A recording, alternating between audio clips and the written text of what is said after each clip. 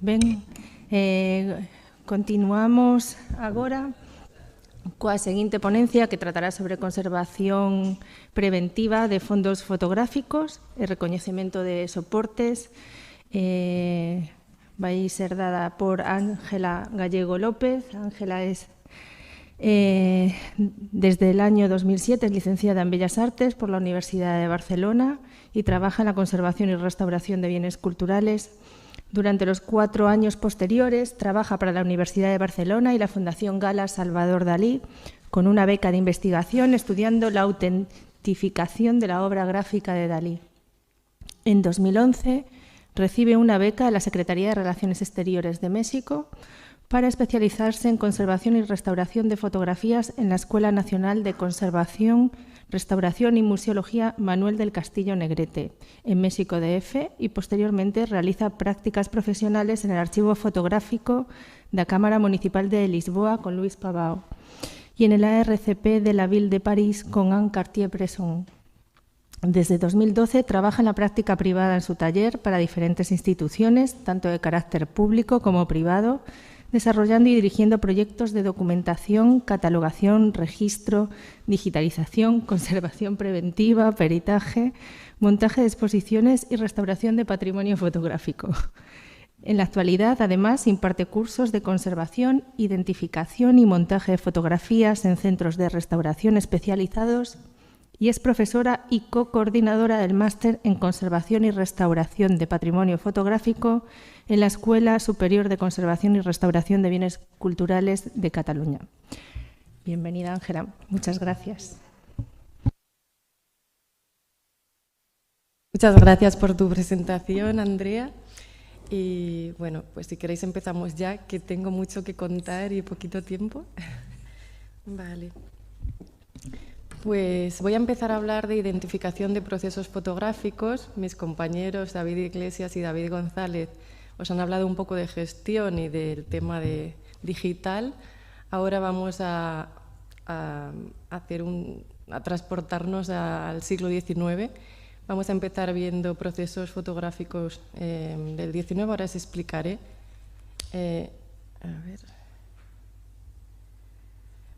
Primero, muy brevemente, quería introducir el término de la fotografía para que nos quede claro, porque vamos a ver procesos fotográficos, pero también procesos fotomecánicos. Entonces, cuando hablemos de una fotografía, siempre va a ser cuando hablemos de un objeto que tenga material fotosensible y en el que haya intervenido la luz para su formación. El resto, pues, no será fotografía. Serán fotomecánicos, los vamos a ir viendo. Y bueno, el término fotografía decimos que es muy amplio. Como decía mi compañero David González, ¿no? En una cartela, en un museo, podemos ver fotografía, que sí, esto lo engloba, pero igual no acaban de definir de qué técnica fotográfica se trata, que esto es muy importante también a la hora de definir a qué exposición se le debe dar a este objeto fotográfico o qué material debemos utilizar para su guarda, etc. Entonces, es muy importante que la persona que esté a cargo de colecciones de fotografía sea capaz de identificar las fotografías que tiene en su colección y para después darles un buen tratamiento, ¿no? Como dice James Rayleigh, uno de los más prestigiosos conservadores de fotografía, ¿no? Para preservar las fotografías debemos entenderlas como objetos físicos y aprender a cómo usarlas para no contribuir a su destrucción. Y es que la fotografía es el bien natural más delicado, más susceptible a deterioros, digamos, ¿vale? Mucho más que una pintura sobre lienzo, un objeto arqueológico. Entonces, es el más susceptible a cualquier tipo de deterioro y que tenemos que conservar. Vale. Pues identificar fotografía también es importante para poder otorgar un valor al objeto, ¿no? Ya sea histórico, artístico o económico. Entonces también podemos establecer unos protocolos para la manipulación, con qué materiales almacenar este objeto, cuánto tiempo de exposición le podemos dar y qué materiales podemos utilizar para su restauración. No es lo mismo si tratamos un daguerrotipo, una albúmina, un papel salado, no tienen nada que ver sus materiales constitutivos, por ejemplo, ni los materiales que utilizaremos para realizar una limpieza, por ejemplo. Entonces, para poder identificar una fotografía no necesitamos mucho. Unos guantes de algodón o látex, una luz natural o luz artificial, blanca mejor, y lupa de mínimo 30 aumentos. Esto es lo imprescindible. Y no os quiero desanimar antes de acabar de empezar, pero decir también que la identificación de fotografías no es una ciencia exacta, que cada maestrillo tenía su librillo, cada fotógrafo experimentaba y trabajaba con los productos que tenía a mano, entonces puede haber muchas variables de un mismo producto, de un mismo proceso, perdón, que nos lleve a error porque no tiene los materiales que nosotros estamos identificando en ese momento. Puede haber capas de recubrimiento, virados, con diferentes tipos de materiales, pero bueno. Ya en su enciclopedia, Niepce, Luis Nadeau, en su Encyclopedia of Printing, Photographic and Photomechanical Processes, ya habla de que existen más de 1500 procesos fotográficos. Nosotros vamos a ver los más comunes en las colecciones fotográficas y los que recomienda, bueno, ahora os enseñaré la bibliografía. Los antecedentes nos los vamos a saltar y vamos a ir directamente a los procesos, ¿vale? Los primeros procesos que vamos a identificar son positivos directos de cámara, que son los primeros. El daguerrotipo, bueno, un poco de historia, aparece en 1839 de la mano de Daguerre, pero a partir de los trabajos de Niepce, él continúa sus investigaciones y pues da a conocer su proceso fotográfico, el daguerrotipo. Aquí podemos ver una caricatura francesa donde se habla de la daguerrotipomanía, que es la gente, ¿no?, que, haciendo colas interminables, que estaban deseando pues, tener su primer retrato fotográfico y, a ver, y bueno, no se aprecia muy bien, pero por aquí se ve también un grupo de ahorcados que representan la muerte de la pintura realista, porque ahora con la fotografía pensaban que ya pues, se les había acabado un poco el trabajo. Bueno, esto es una cámara de daguerrotipos y el primer daguerrotipo que se realizó en Barcelona en el año 48. Vale. La estructura de un daguerrotipo no es más que una placa de cobre a la que se le aplica una capa de plata y se sensibiliza con vapores de mercurio, por lo que la imagen final será una amalgama de plata y mercurio, ¿vale? Y estos serían los materiales constitutivos. El daguerrotipo es el único proceso fotográfico, también se le llama espejo de la memoria porque tiene aspecto de un espejo. He traído unos ejemplos que después de la presentación podéis ver aquí en la mesa. Y bueno, ya veréis que si tú, bueno, seguro que ya habéis visto algún daguerrotipo, tú te puedes reflejar si te lo pones enfrente y por eso que se le llama espejo de la memoria. Es el único que está constituido solo por metales, tiene cobre, plata y mercurio y también, ¿qué se iba a decir? Vale. Bueno, se solía, ahora os lo voy a explicar más adelante, cómo se solían presentar. Aquí lo tenemos. Pues aquí tenemos el soporte, la imagen y la presentación. Lo que ya os he contado. Amalgama de mercurio y plata sería la imagen y también se podía virar al oro. Los primeros no se viraban, son mucho más delicados y después se dieron cuenta que virando al oro tenía mucha más estabilidad de la imagen, no se desvanecía y era más resistente, más estable y empezaron a aplicarle el virado al oro. Se solía presentar en estuche, ya sea de madera, forrado en cuero o con un plástico no llegaba a ser plástico, pero una especie de plástico termofusible, también en cajitas. Y los había de muy diferentes tamaños, ¿no? Tenemos desde placa entera, que es tipo tamaño un DIN A4 más o menos, 16,5 por 21,5, hasta un 16avo de placa, que sería el más pequeñito. Bueno, existen diferentes pasos del proceso de fabricación. Esta parte la vamos a obviar porque si no, no vamos a poder explicar todo. Y lo que nos interesa es los materiales constitutivos de cada proceso, los deterioros y cómo conservarlos, ¿vale? Vamos a incidir en estos puntos. Los deterioros que puede presentar un daguerrotipo, pues como el soporte es una placa metálica, pues puede presentar abolladuras, distorsión dimensional, dobleces, perforación, oxidación y corrosión.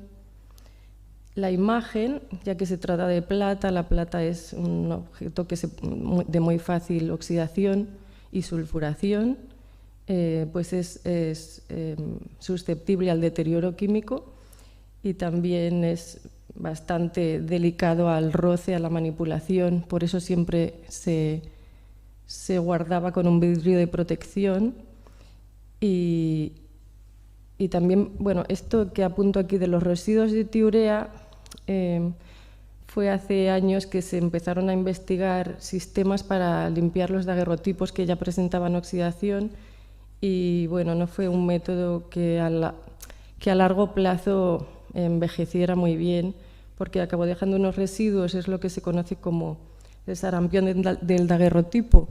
Aquí creo que no se aprecia muy bien. Serían unas manchitas que, bueno, así como aureolas sobre la imagen. Si veis algunas, pues posiblemente sería por esto.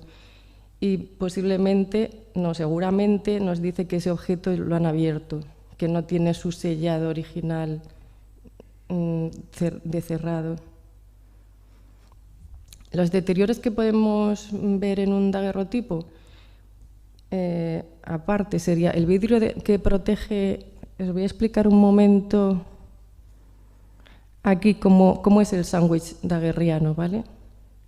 Primero tenemos la cajita que envuelve todo, pero tenemos la placa daguerriana, la placa a su vez para protegerla y aislarla del vidrio de protección lleva una especie de passepartout metálico, después ya lleva el vidrio de protección.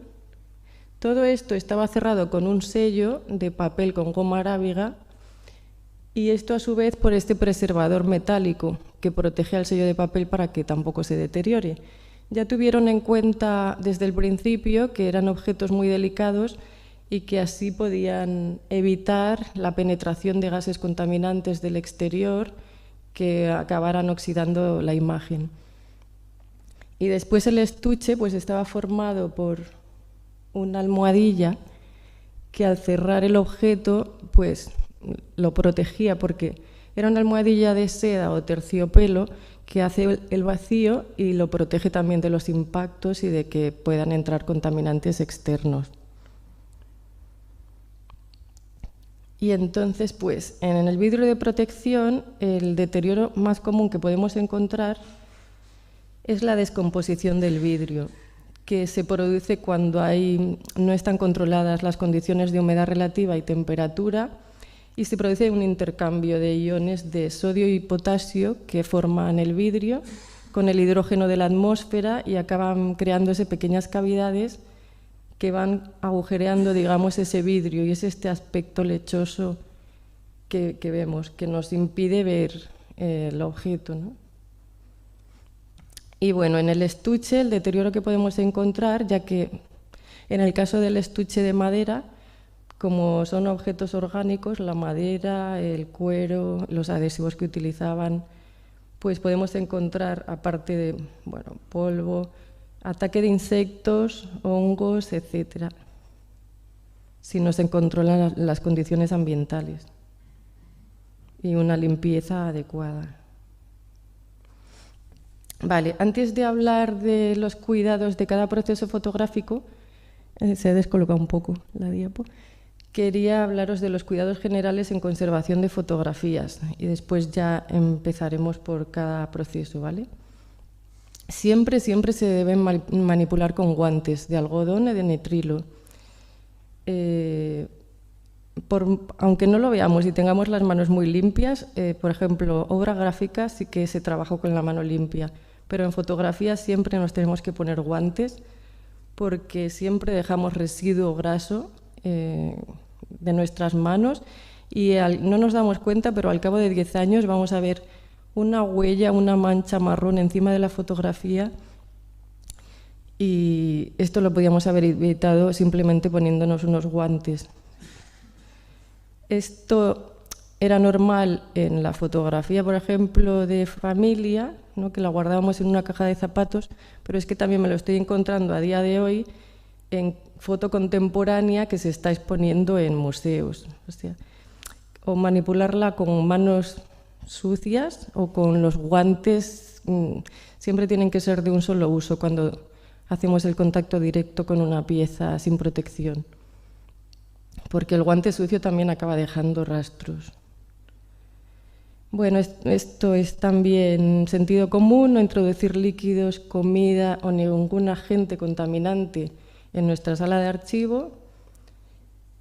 Cada fotografía debe tener su embalaje de protección individual, ya sea neutro o alcalino, después explicaremos cuál se recomienda para cada caso, y debe guardarse en una caja o álbum que proteja pues esta pieza, ¿no?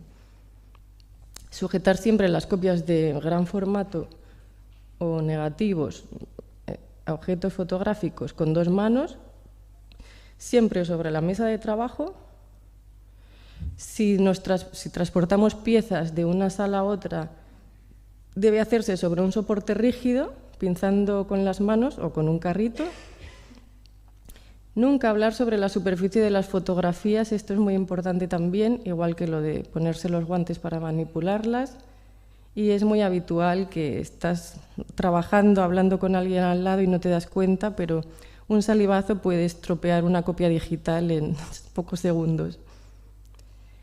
Y las condiciones ideales para conservar fotografía en general serían estas. La humedad relativa debería situarse entre 30 y 40% y las condiciones de temperatura entre 18 y 20 grados. Luego explicaremos más detalladamente para qué proceso hay alguna pequeña variación de esto, ¿vale?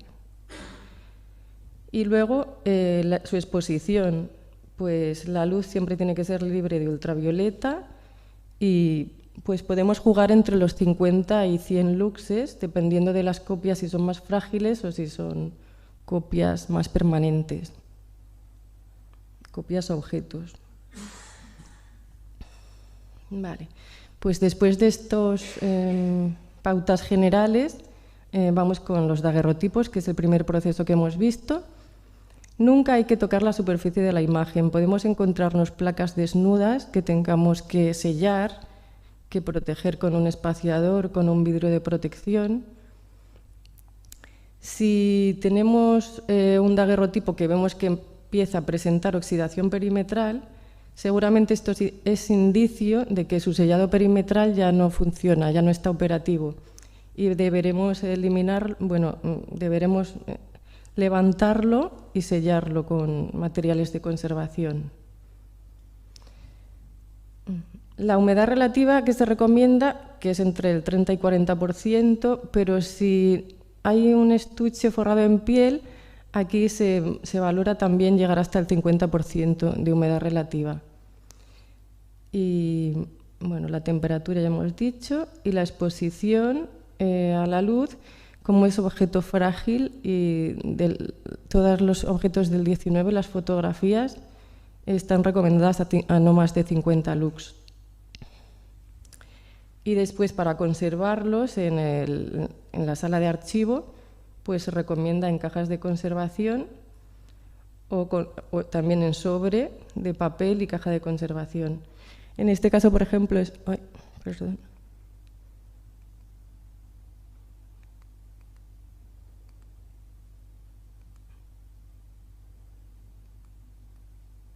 Me he ido. Espera que...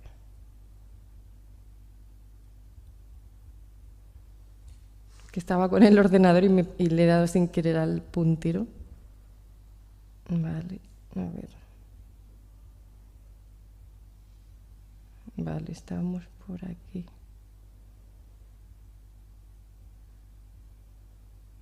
Vale, pues en el caso de la derecha está guardado con una espuma de polietileno en una caja de conservación, pero también, como estas cajitas que he traído aquí, cajas de conservación, lo podéis guardar en sobres de cartulina o de papel de conservación en vertical.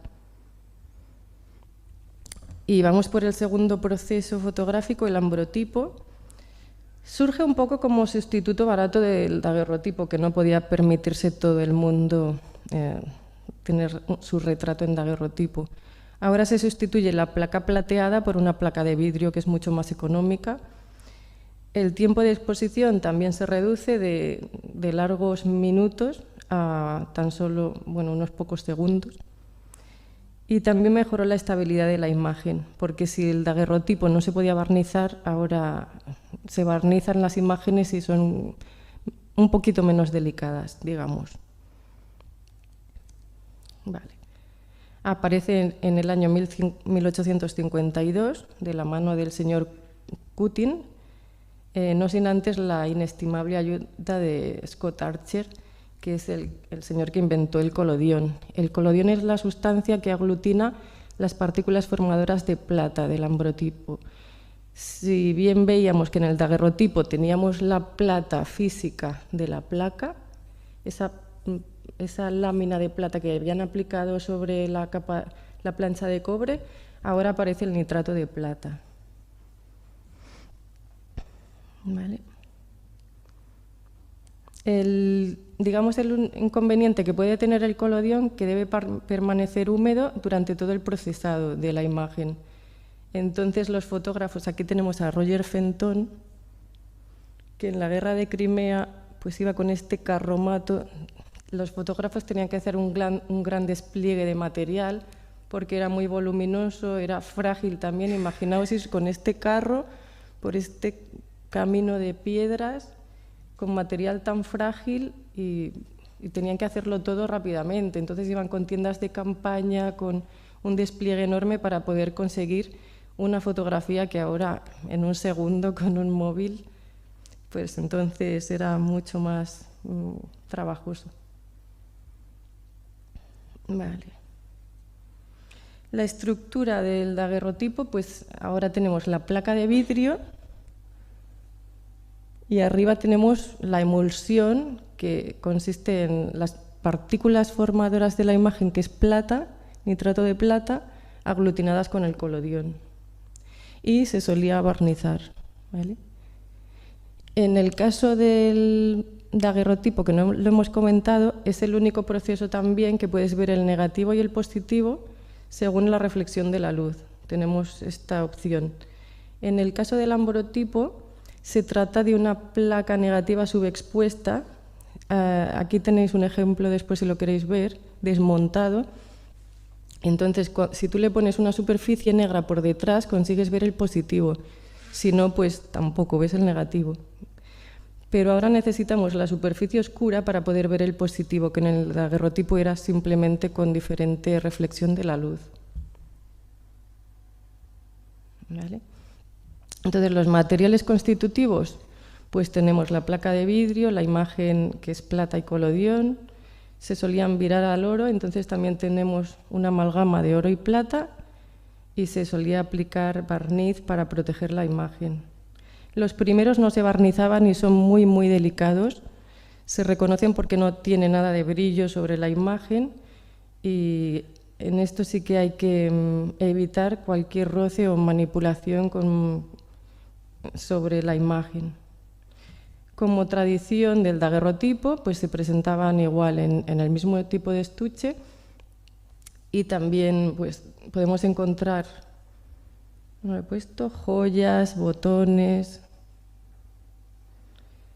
Y bueno, tenemos diferentes pasos del proceso de fabricación. Yo os recomiendo, si os interesa, que hagáis si podéis, procesos del 19, porque es cuando entendéis cómo se comportan los materiales y cómo pueden envejecer después y qué deterioros pueden presentar esos objetos. Los deterioros que puede presentar un ambrotipo, pues como la placa es de vidrio, pues el vidrio se puede romper, despostillar. En la imagen se pueden producir desprendimientos, oxidación por los agentes contaminantes. El desprendimiento suele ser por variaciones en la humedad relativa, ya que el colodión no es tan higroscópico, digamos, como puede ser el aglutinante de gelatina. Entonces no acompaña a poder absorber y liberar agua. Y la manera que tiene de hacer esto es craquelarse y desprenderse de una placa. Por eso ya veremos en los cuidados que hay que tener cuidado, que hay que controlar mucho la humedad relativa.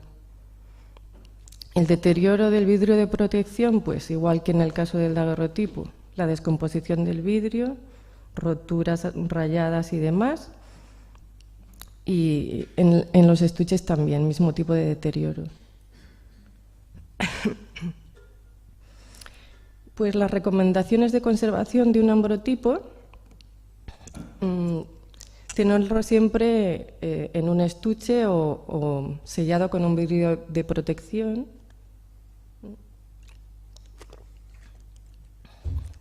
Se guardará en sobres o cajas de conservación. La humedad relativa, si el estuche es forrado en cuero, se permite hasta el 50%, pero la temperatura crítica sería el 20%. De aquí sí que no nos podemos pasar por problemas con el desprendimiento del colodión de la placa de vidrio. Y bueno, su intensidad lumínica como máximo 50 luxes para exponer. Entonces vamos con el ferrotipo, que es el último proceso directo de cámara.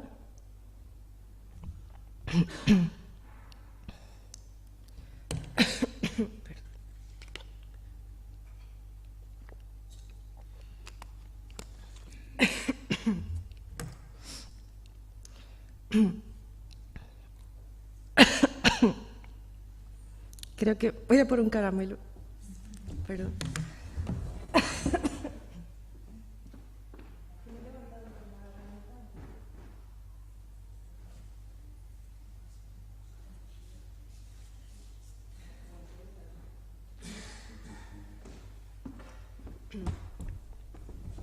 A ver si podemos seguir sin...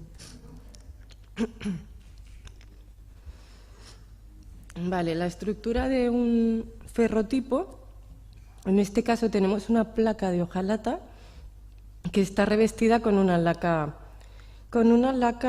negra o de un color oscuro. Si os acordáis, en el ambrotipo hemos dicho que se pone un soporte oscuro por detrás de la placa de vidrio.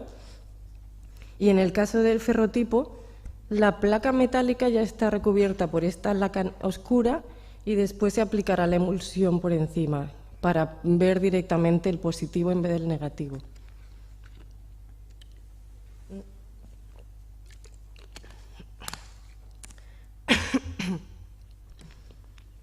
Vale.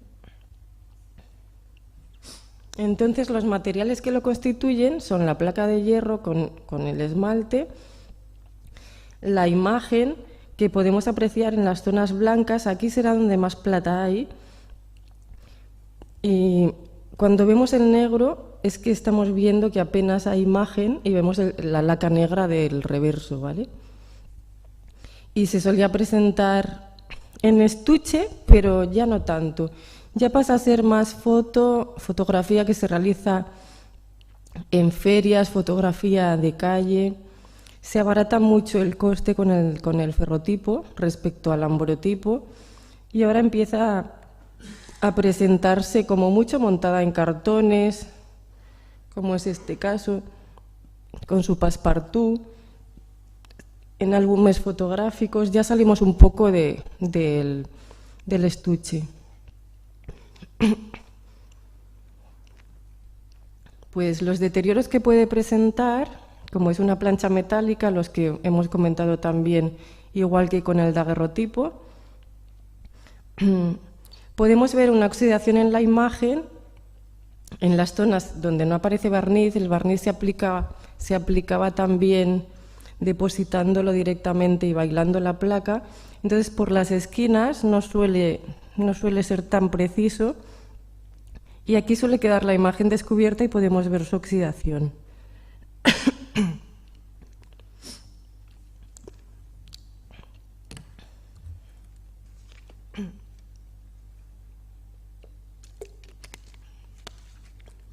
Vale.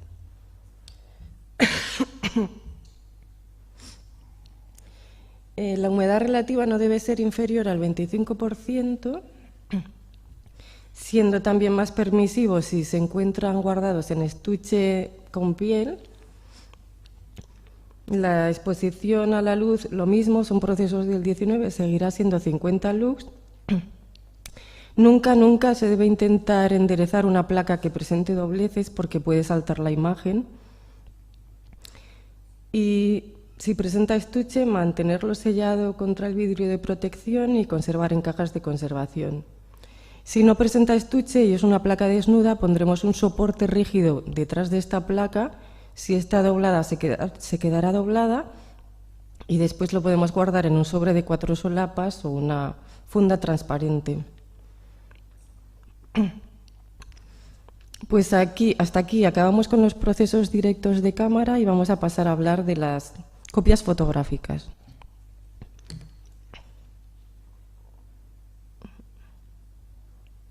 Vale.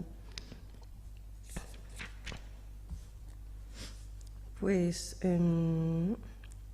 hay una serie de preguntas que nos ayudarán a identificar qué copia tenemos en nuestras manos, ¿no? Como por ejemplo, ¿tiene...? Ay, se ha quitado. Ah, vale, gracias. Pues, por ejemplo, ¿tiene trama? ¿Tiene brillo? ¿Se ven visibles las fibras del papel? Este es un libro que os he traído también, si lo queréis ojear, igual ya lo conocéis, de Jim Raley, que es para identificación de procesos del siglo XIX. Y también hay esta web que es fantástica, que también nos la había comentado David González, que aquí podéis investigar, jugar, dependiendo del tipo de proceso que os interese. Se puede comparar con otros, se puede visualizar con diferentes tipos de luz, rasante, transmitida, cenital. Y lo más interesante para mí es que lo puedes comparar. Si tienes dudas entre un proceso y otro que son parecidos, te da pautas para descartar uno u otro. Vale, este pequeño esquema es del libro de fotografías de Jim Raley que tenéis aquí, donde empiezan definiendo los procesos fotomecánicos, y después vamos a ver procesos fotográficos de una capa, de 2 y de 3. Las primeras serían las impresiones fotomecánicas, que no son fotografías propiamente dicha porque aquí no hay material fotosensible ni interviene la luz para su formación, simplemente es tinta sobre papel.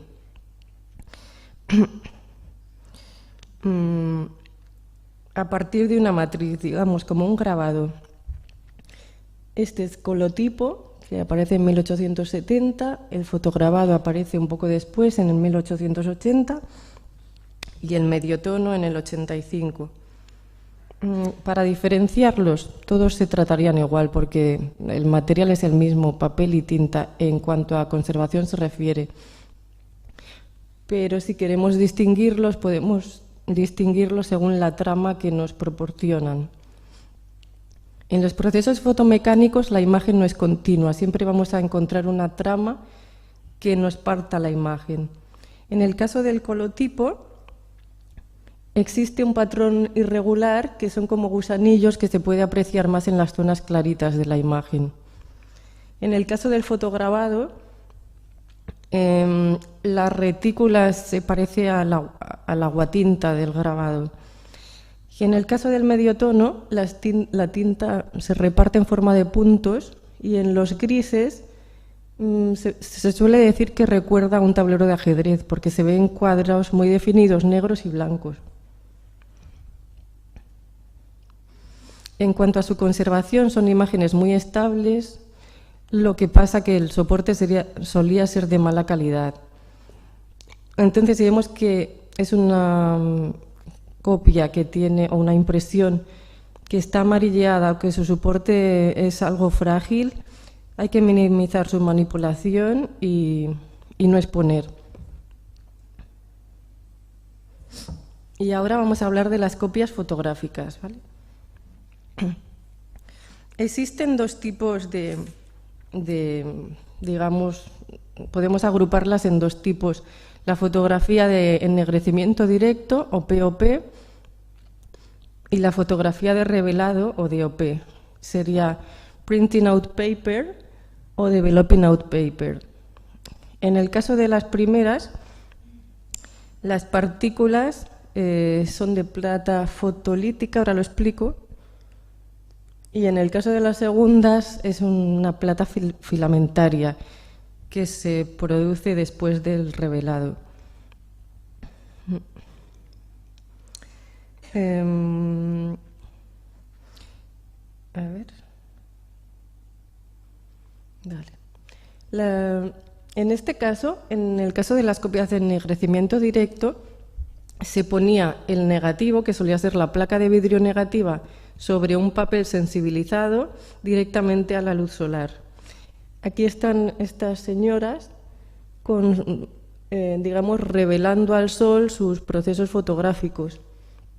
Tenían el negativo original en contacto en una prensa. Aquí también he traído una prensa pequeñita por si la queréis ver. Y entonces la plata se revelaba a la vez que recibía la luz. En el caso de las fotografías de revelado, la imagen está latente en un papel sensibilizado después de hacer la toma fotográfica, pero no es hasta el momento que metes el papel en el revelador, que no aparece la imagen, ¿vale?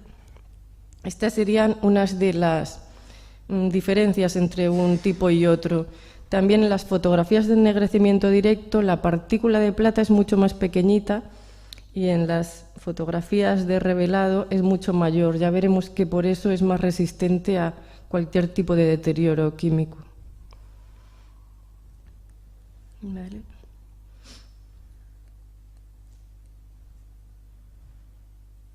Entonces, dicho esto, vamos a empezar a ver las copias fotográficas de una capa. Las hay de una, de dos o tres capas, ¿vale? Empezamos por una capa. Encontramos el papel salado, que aparece en 1840, el cianotipo en 1880 y el platinotipo es a la par que el cianotipo en 1880. El papel salado es una de las técnicas más tempranas, junto con el daguerrotipo. Podemos decir que en el momento que estaba Daguerre en Francia investigando sobre el daguerrotipo, estaba el señor Talbot en Inglaterra haciendo pruebas de dibujos fotogénicos, de calotipo, que es el negativo de papel salado, y su proceso más conocido, que son los papeles salados. Lo que pasa que aún tiene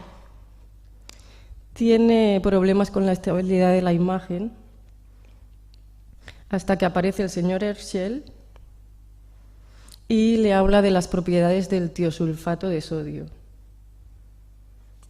Este es un libro que publicó Talbot, The Pencil of Nature, y es el segundo libro publicado con fotografía no impresa, digamos que fotografía real, en un libro, ¿no?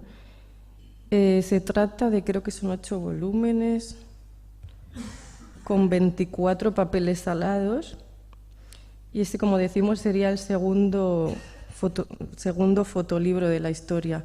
El primero sería el de Anna Atkins con sus cianotipos de algas. Vale.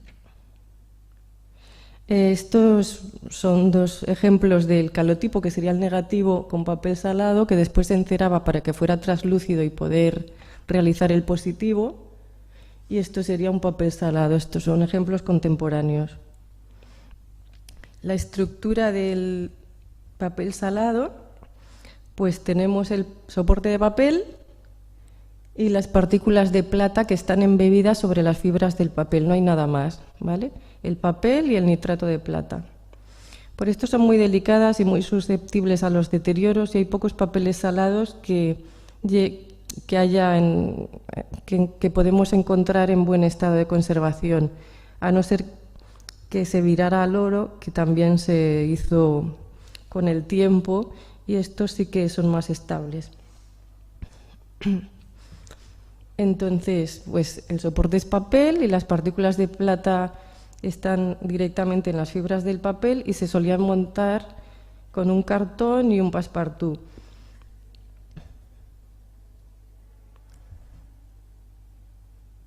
Los deterioros que podemos encontrar en papel salado, pues son muy susceptibles al desvanecimiento, al amarilleado, a la humedad, a los contaminantes atmosféricos y a la luz. O sea, son muy, muy sensibles y hay que limitar su exposición.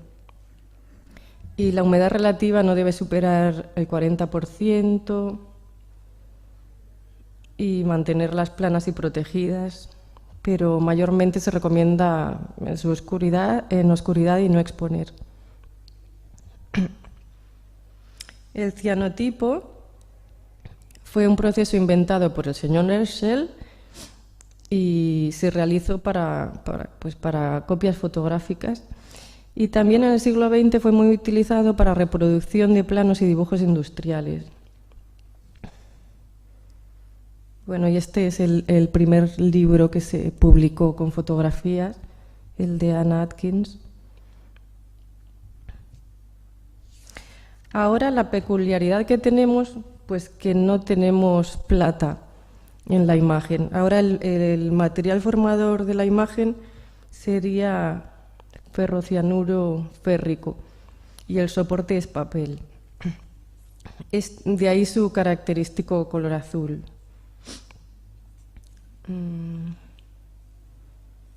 A ver que no me olvide una cosa importante.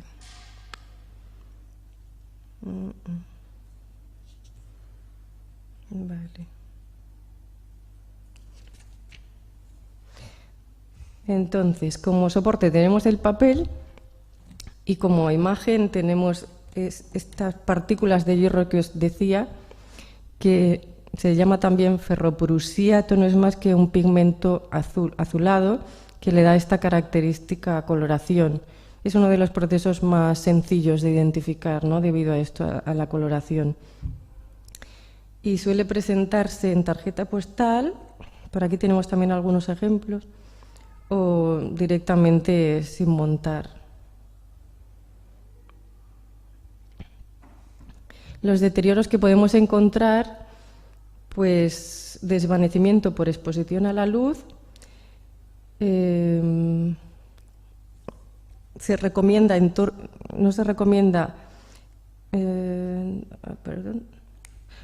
podemos encontrar también amarillamiento del soporte de papel por exposición prolongada a la luz.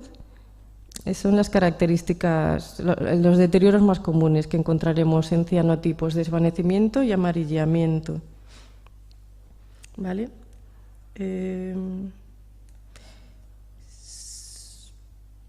También pueden perder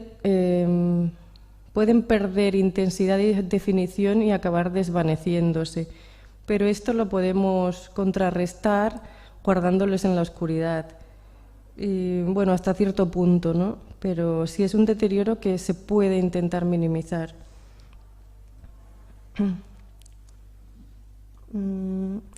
En este tipo de fotografías, por ejemplo, no se recomienda que estén en un entorno alcalino o en un papel con reserva alcalina, porque la alcalinidad les produce también acentúa el desvanecimiento de estas imágenes. Entonces, su conservación se realizará en fundas de papel de pH neutro simple. Su exposición no debe superar los 50 luxes siempre hablando de que se encuentren en buen estado. Si está muy desvanecido, evidentemente nunca recomendaremos su exposición. Y en el caso de que esté desvanecido, lo almacenaremos en la oscuridad.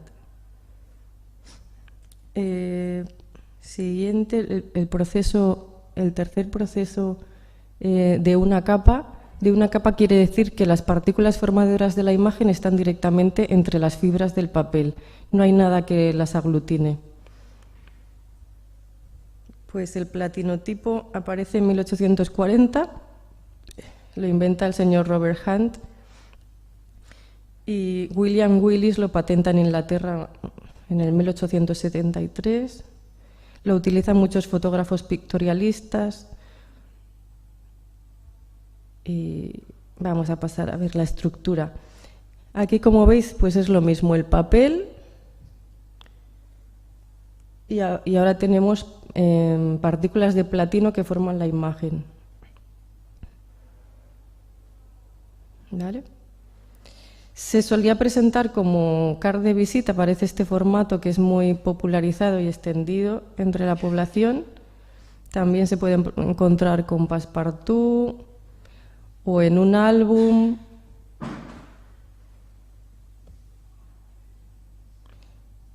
El proceso de fabricación y los deterioros. Los deterioros que podemos encontrar, el platino es un material muy estable, pero el soporte de papel es muy frágil y quebradizo. Podemos encontrar que las fotografías presenten el amarillamiento por la oxidación del papel, una coloración típica anaranjada, y este deterioro, que es el más precioso que os podéis encontrar, que es las partículas del platino cuando oxidan las fibras en contacto del papel, y se produce que es como una transferencia de la imagen, pero en realidad aquí no tenemos platino, es solo oxidación de fibras del papel.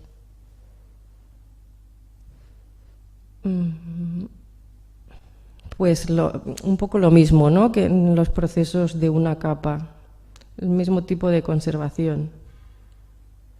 Y en el caso de que encontremos platinotipos en álbumes de foto, tendremos que intercalar con papel de pH neutro, con reserva alcalina también, para evitar la transferencia de la imagen. Las copias fotográficas de dos capas, aquí entrarían la albúmina, la copia al carbón y el Woodbury-tipo.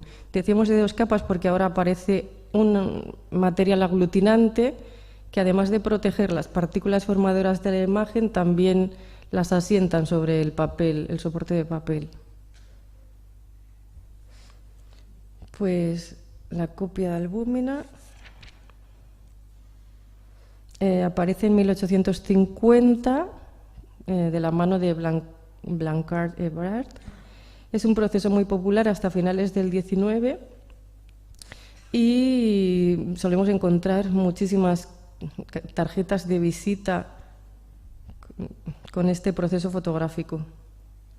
A partir de 1850 comienza a comercializarse, a venderse el papel albuminado, listo para sensibilizar y exponer en cámara.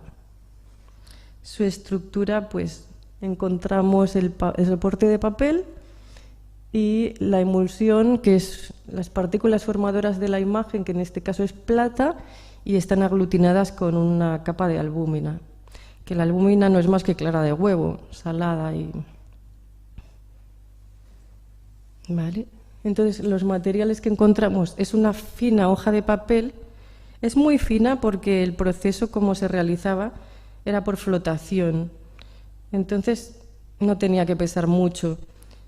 Y también es característico, si lo identificamos, que veamos que es un soporte muy fino de papel adherido a un soporte secundario de cartón. Podemos encontrarlas satinadas o brillantes, depende si ya empezaban a encerarse o barnizarse o a bruñirse con plancha caliente. Y a partir de 1860 podemos encontrar papeles teñidos. Como ya sabían que la albúmina tendía a amarillar, pues empiezan a teñir papeles para contrarrestar este amarillamiento. Se presentaban en diferentes formatos: carte de visite, cabinet, que era un poco más grande, o vistas estereoscópicas, como este caso, se podían colorear, iluminar. Pues así es como se prepara, los diferentes pasos de preparación del proceso.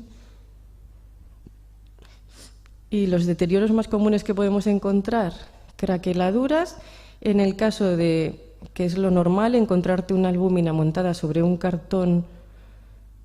En el caso de que la albúmina esté simplemente sobre un papel, solía enrollarse, como en este caso, y aquí, en estos casos, es donde puedes encontrar que el aglutinante no esté craquelado. Las típicas craqueladuras de la albúmina se producen porque, con diferentes condiciones de humedad relativa, el aglutinante se resquebraja porque el soporte secundario es más grueso y estable y no acompaña ese movimiento. Y en el caso de que no haya ningún soporte que le impida enrollarse, pues aquí no encontraremos craqueladuras, pero hay muy pocos que estén sin montar. Y bueno, también podían producirse el desvanecimiento. Cuando encontramos una imagen desvanecida, normalmente decimos es en origen, o en origen quiero decir, por ejemplo, está mal fijada o la exposición se ha hecho mal y entonces no se ha quedado muy definida la imagen. Pero normalmente encontramos retoques, como en el caso de esta niña, que es un indicio de la tonalidad de la imagen en origen.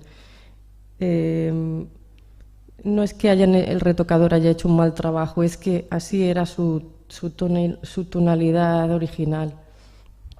Y otro deterioro que solemos encontrar en albúminas: cuando se decoraban los cartones con un perfil dorado, el pigmento dorado solía oxidar también la imagen, creaba este tipo de manchado. ¿Vale? Para conservar las copias de albúmina, pues la humedad es uno de los factores que más pueden perjudicar a este tipo de copias. La luz también provoca el amarilleado de la imagen. Bueno, la humedad relativa, pues los parámetros que decíamos, que no sea superior al 40, protegerlos en guardas de pH neutro, sin reserva alcalina en este caso, y si se exponen estas imágenes por razones excepcionales. Evitaremos siempre su exposición a la luz. En el caso de que se quieran guardar a largo plazo, hay quien recomienda realizar copias de los negativos en poliéster, que es el soporte plástico más estable. Ahora pasamos al proceso de carbón. Surge en 1852. El señor Talbot demuestra las propiedades del bicromato de potasio asociado con la gelatina, y es en 1855 cuando el señor Poitevin crea este proceso. Es muy utilizado por fotógrafos pictorialistas también, porque tiene una gran definición de la imagen.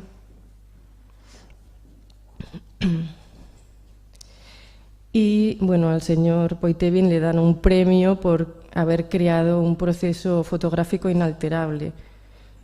Ya veremos que el carbón es muy estable. Los materiales que encontramos sería soporte de papel, la imagen sería pigmento al carbón. Aquí ya no tenemos plata, tenemos pigmento, entonces es muy estable a la oxidación y al deterioro.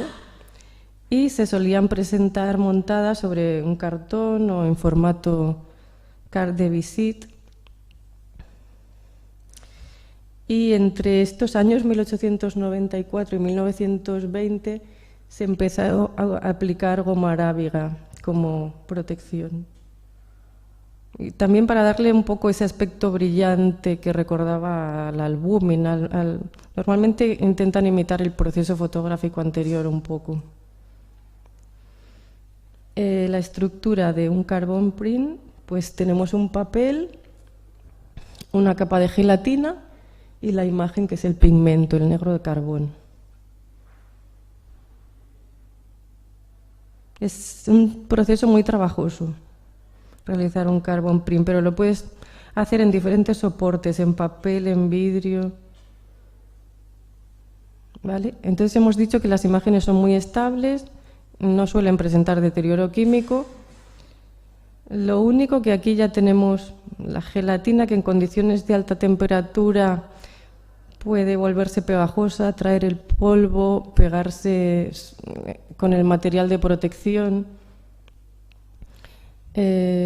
Podemos encontrar deformaciones en el cartón de montaje porque la gelatina es muy gruesa en este caso y pues absorbe o libera humedad y estos movimientos de contracción pues también acaban afectando al cartón, ¿no? Y evitar su almacenamiento en un ambiente demasiado seco. Y en este caso decimos que pueden ser expuestas de manera permanente a la luz filtrada. Sí, siempre que el soporte esté bien, evidentemente. Este otro proceso se llama Woodbury tipo. En realidad no es un proceso fotográfico, pero se estudia acompañando al carbon print porque al final los materiales constitutivos son los mismos. Lo que pasa que en este caso no interviene la luz en su formación, ni hay material fotosensible, sino que partes de una copia, digamos, ya al carbón. Bueno, ahora os lo puedo explicar un poco. Bueno, no.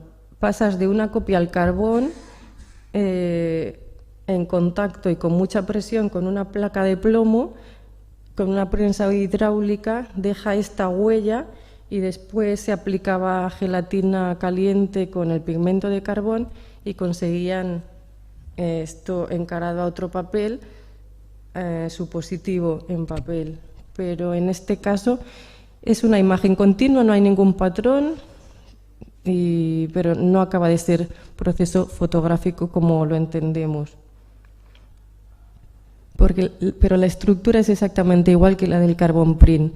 Lo podemos diferenciar porque hay algo más de relieve en las áreas donde hay la imagen. Y en las áreas donde hay la imagen, en los dos procesos, vamos a tener un relieve en las zonas negras, que es donde está la gelatina con el pigmento de carbón, y en las zonas blancas vamos a ver el papel descubierto. Entonces lo podemos identificar porque tenemos diferente relieve y diferente brillo. ¿Vale? Y nada, solía utilizarse el Woodbury tipo para ilustrar libros, en prensa, etc. Aquí eran el proceso de fabricación que os comentaba. La imagen es muy estable de los procesos que llevan pigmento de carbón. El único material más susceptible al deterioro es la gelatina, que suele ser gruesa y puede provocar tensiones superficiales o puede, pues si hay una humedad relativa muy alta o temperatura, pues reblandecerse. ¿Vale? La guardaremos en papel de pH neutro y en un ambiente no demasiado seco. Vamos a ver los últimos procesos de las copias de 3 capas.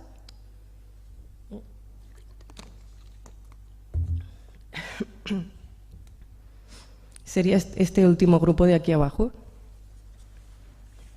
¿Vale?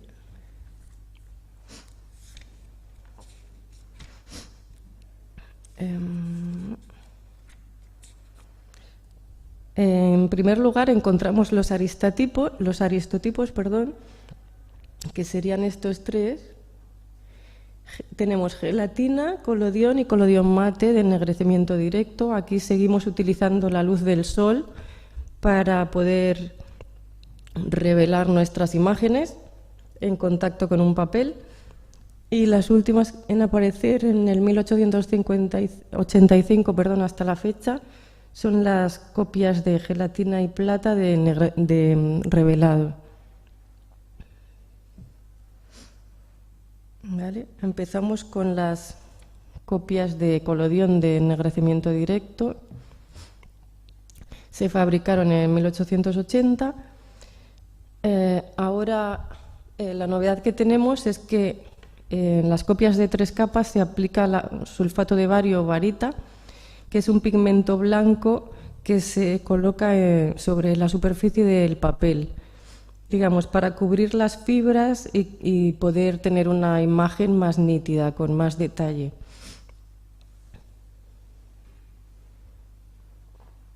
Entonces empezamos con el colodión. En este caso, el aglutinante es el colodión, el que aglutina las partículas de plata, y debajo de la imagen tenemos la varita que recubre las fibras de papel. El colodión mate, pues sería lo mismo, pero aplican matificantes para conseguir una imagen sin nada de brillo. Y lo último, pues sería la gelatina de revelado, gelatina de ennegrecimiento directo, perdón. Aquí vemos igual la capa de varita mucho más gruesa.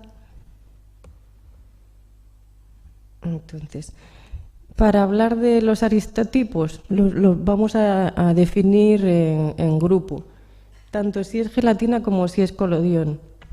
Partimos de un soporte de papel con varita y la imagen final van a ser partículas de plata aglutinadas, bien con gelatina o bien con colodión. Solían presentarse igual, adheridas sobre un soporte de cartón. Decir que los primeros papeles se preparaban manualmente, pero enseguida también se comercializan y se distribuyen ya cortados en diferentes formatos.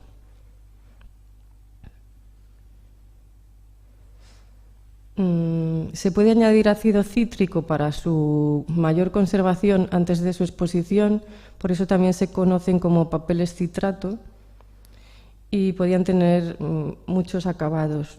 Ahora aquí ya empiezan a jugar con brillo, mate, satinado, y se podían teñir también los papeles. ¿Vale? Y para que fueran más estables, pues se podían virar. Siempre cuando una partícula de plata se vira, pues se crea una amalgama, la partícula crece y entonces es más estable también, y tonalidad más neutra.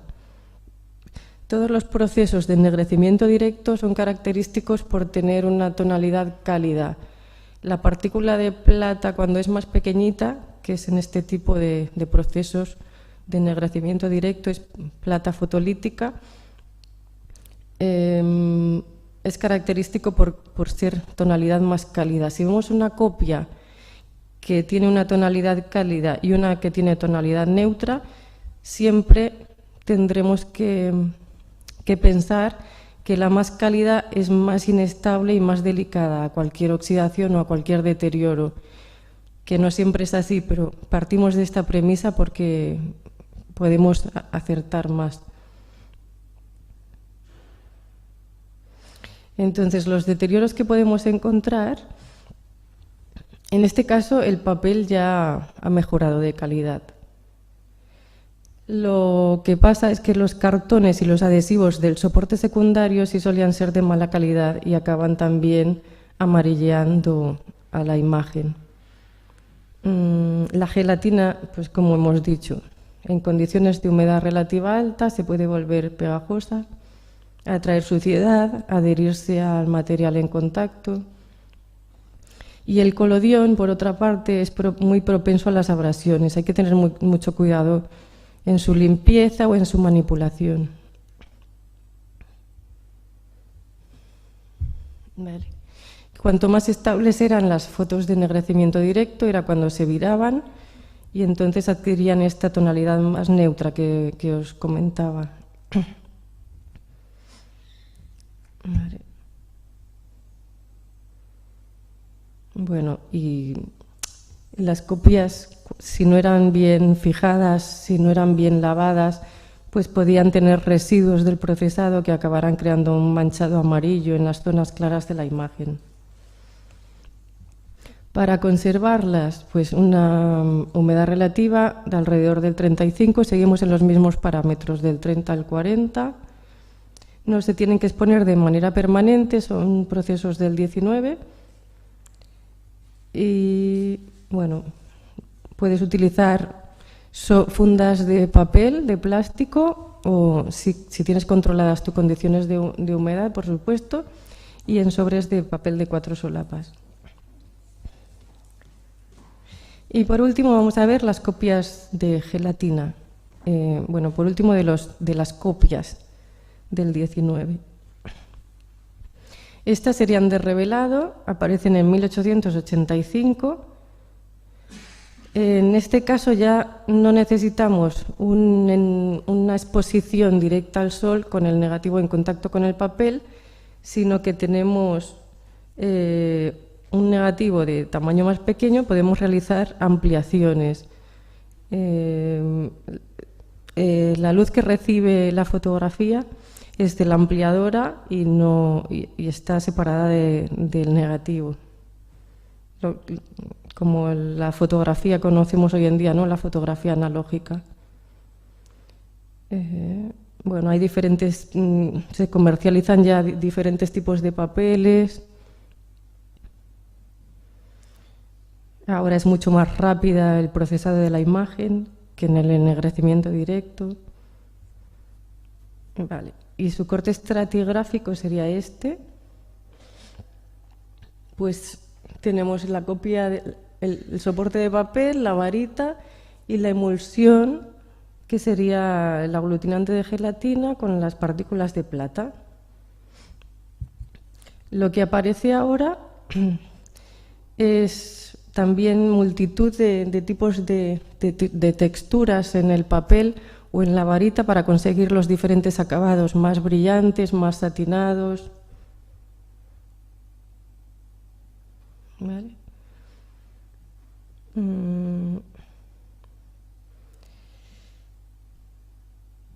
Bueno, esto sería la explicación de su procesado, de su fabricación.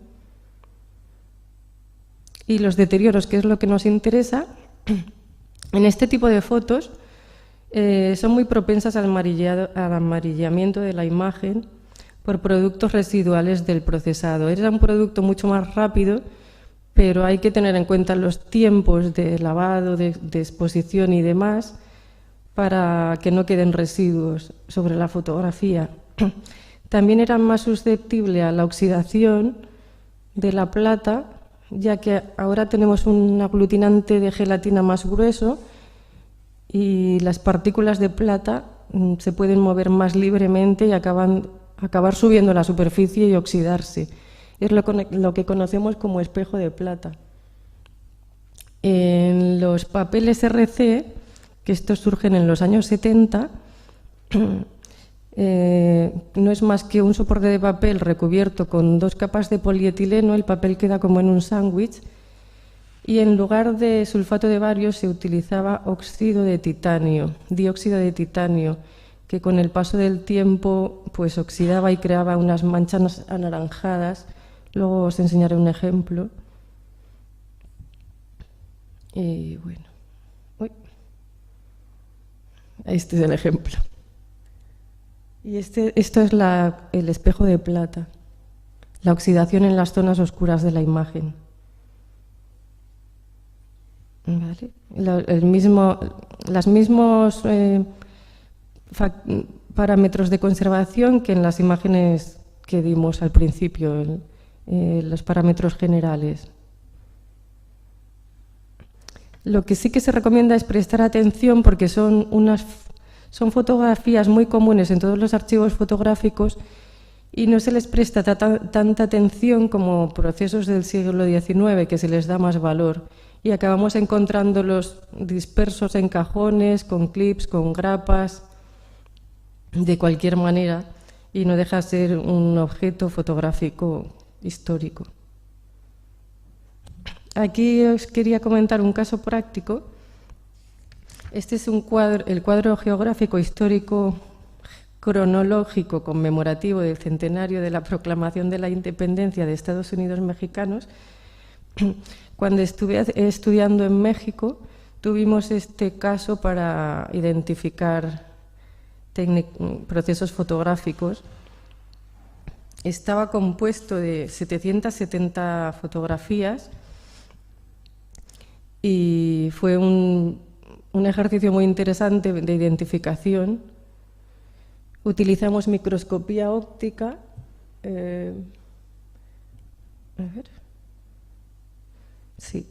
Para identificar los procesos fotográficos, bueno, que no es más que observación con aumento.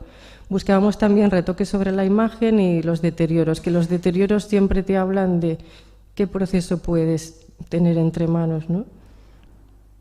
Utilizamos también este otro método, el análisis a la gota.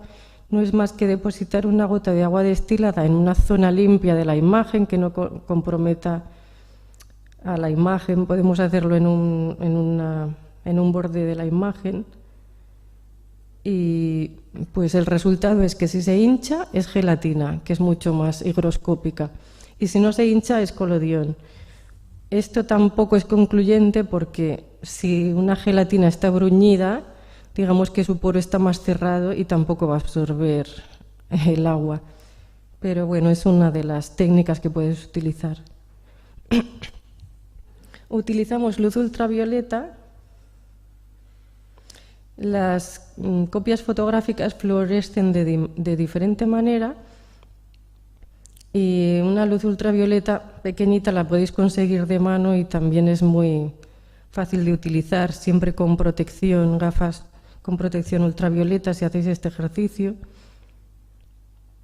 En el caso de las impresiones al colodión presentaban menor fluorescencia, pero las copias de plata y gelatina fluorescían mucho. También la capa de varita da una gran fluorescencia, o si hay blanqueadores ópticos en la copia, que aparecen en 1950, también tienen una gran fluorescencia. También se utiliza para buscar si hay recubrimientos, si hay ataque biológico, para las manchas orgánicas por humedad, o para detectar retoques y adhesivos, como es este caso. Y por último utilizamos el FRX, que aquí buscábamos saber cuáles eran las sustancias formadoras de la imagen, si teníamos plata, platino, paladio, también si había varita bajo la emulsión, pues nos daría que teníamos índices de bario o estroncio, y si la imagen estaba virada. Perdón.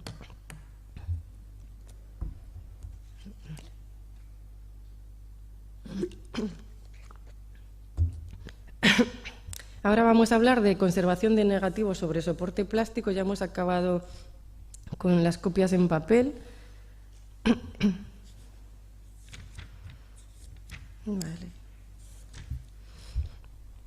Pues ahora tenemos, perdón por el cambio, pero es que vamos muy rápido y quiero que veáis un poco de todo, porque también negativos es un material muy común que tenéis en los archivos. Y ahora dejamos el papel y pasamos a soporte plástico. En plástico podemos encontrar nitrato de celulosa, acetato de celulosa o poliéster, que sería el más estable. Entonces tenemos el soporte de plástico, bueno, unas capas adhesivas que unen a la emulsión, que está arriba, gelatina con plata, y abajo una capa antihalo o capa anticorbatura, que no es más que otra capa de gelatina para contrarrestar que se deforme, que la gelatina que hay arriba pues deforme el soporte. Y en esa capa de gelatina anticurvatura es que encontramos la capa anti-halo también. Pues como hemos dicho, los soportes celulósicos serían el nitrato de celulosa, también conocido como celuloide, o el acetato de celulosa, y por último tendríamos el poliéster. Vale. Esto es una línea del tiempo que nos indica, bueno, que el nitrato de celulosa aparece en el 1889, después le seguiría el acetato de celulosa en el 1927, aquí, y por último el poliéster en 1955 hasta la actualidad. El nitrato de celulosa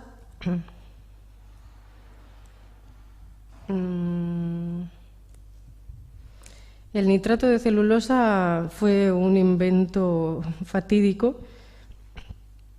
Tenía todos los deterioros que pueden darse. El tipo de soporte no era estable. Este es el deterioro más común que se produce en el negativo de nitrato de celulosa. Estos son los pasos de su deterioro. Primero la base se decolora, después se produce el desvanecimiento de la imagen, la emulsión se vuelve pegajosa y frágil en unas condiciones de humedad relativa bajitas. Se provoca la distorsión dimensional, la película se reblandece hasta volverse pegajosa y como una sustancia que se adhiere a cualquier parte. Y por último se pierde la totalidad de la imagen. El nitrato era un material pues muy inestable químicamente y también inflamable. Y se dieron cuenta enseguida de esto y quisieron sustituirlo por otro material menos problemático y apareció el negativo, el acetato de celulosa, pero que ya veremos que tampoco fue la elección más acertada. También se produce la hidrólisis del acetato. Es muy reconocible por un olor a vinagre, ácido acético. Se produce el resquebrajamiento del soporte de plástico y el encogimiento también de este soporte. Digamos que puede perder hasta el 10% de su volumen. Y la emulsión que está sobre este soporte pues acaba creando canales y arrugas y echándose a perder.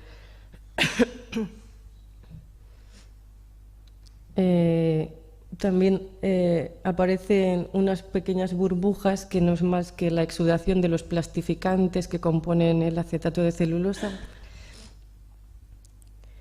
Y es muy estable. El poliéster es el último de los soportes plásticos. Es muy estable y resistente al deterioro. Existen, bueno, estas tiras de detección de hidrólisis del acetato, que también os he traído un ejemplo, que va acompañado de este papel. Esto es un material del IPI y es muy sencilla su utilización. Es colocar una tira de este papelito en contacto con el negativo que tenemos guardado en un sobre, en una caja, y te va a dar una tonalidad. Dependiendo de la tonalidad que te dé, pues te dirá en qué estado del deterioro está. Si se encuentra bien, si se encuentra de regular a bien, si ya está en un estado un poco degradado o si está en un estado crítico. También hay otros materiales para poder identificar las bases plásticas, como es, al principio solían poner nitrate o safety si se trataba de nitrato de celulosa o acetato de celulosa. Pero también podemos buscar esta referencia, las muescas de la película negativa nos hablan de qué soporte de plástico tenemos. Vale.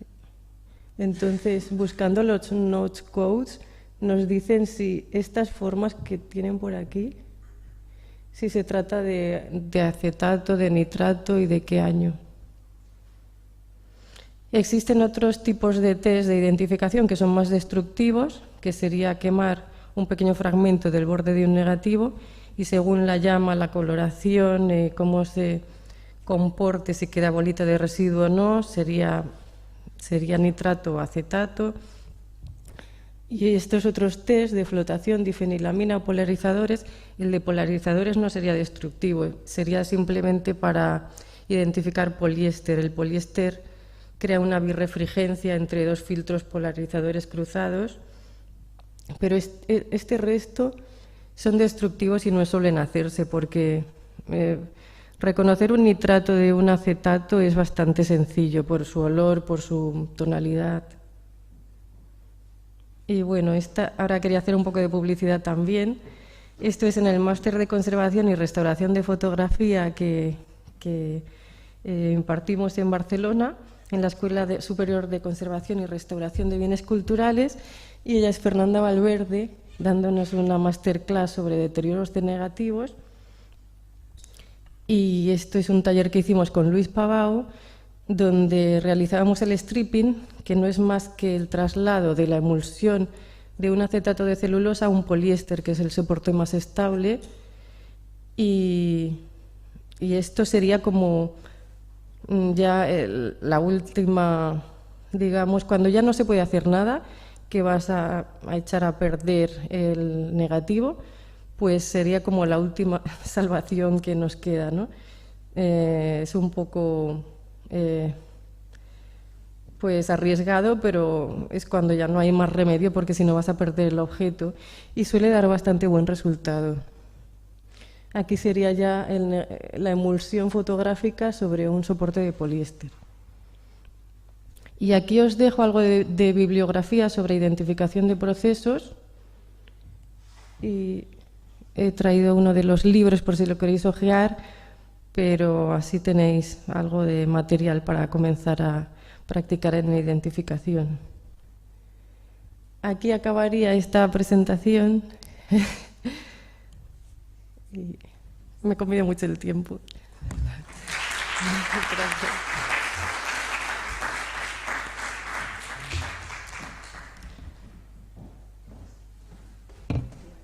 Sí, sí.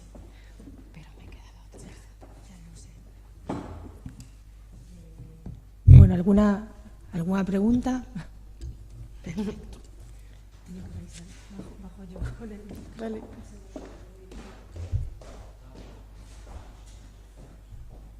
Esto es...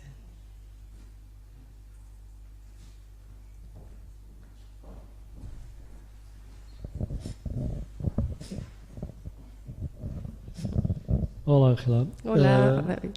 Has dado algunas referencias de temperatura y humedad para distintos materiales, pero digamos que cuando hace frío la humedad es incuestionable, ¿no? Por los efectos que produce y tal, pero cuando las temperaturas bajan mucho en nuestros depósitos, porque hace frío en el exterior, ¿realmente tenemos que calentar depósitos? Yo soy muy reacio a calentar depósitos, de hecho no lo hago, pero claro, hay unos parámetros que en principio la estabilidad, pero claro, tiene un coste que no sé si se justifica, ¿no? De hecho, la humedad relativa y la temperatura sabemos que son inversamente proporcionales. Es verdad que si baja la temperatura, sube la humedad relativa y viceversa. Hay que jugar con estos dos parámetros. Se pueden utilizar también deshumidificadores, filtros de ventilación, intentando conseguir compensar un poco estos dos parámetros, pero es complicado. Lo ideal es tener un ambiente estanco, lo más estanco posible. Hay instituciones que no tienen controlados, no tienen para climatizar, para controlar humedad relativa y temperatura, porque tienen espacios que son como búnkeres y están siempre pues muy controlados. Si Al final lo más peligroso es que varíen las condiciones de humedad relativa y temperatura. Si las tenemos estables, aunque nos pasemos un poco de temperatura, pero lo peor es la humedad relativa alta y constante. Es cuando aparecen microorganismos y se echan a perder los aglutinantes y las imágenes finales y todo. Bueno, no sé si he respondido a tu pregunta. Gracias. De nada. ¿Alguna pregunta más? Nada. Si queréis podéis acercaros ahora cuando finalicemos. Seguro que Ángela os explica un poquillo cada soporte que ha expuesto aquí. Y para los que no estáis aquí, os digo que continuaremos esta tarde ás 4 coa mesa de experiencias a fotografía como expresión da identidade local.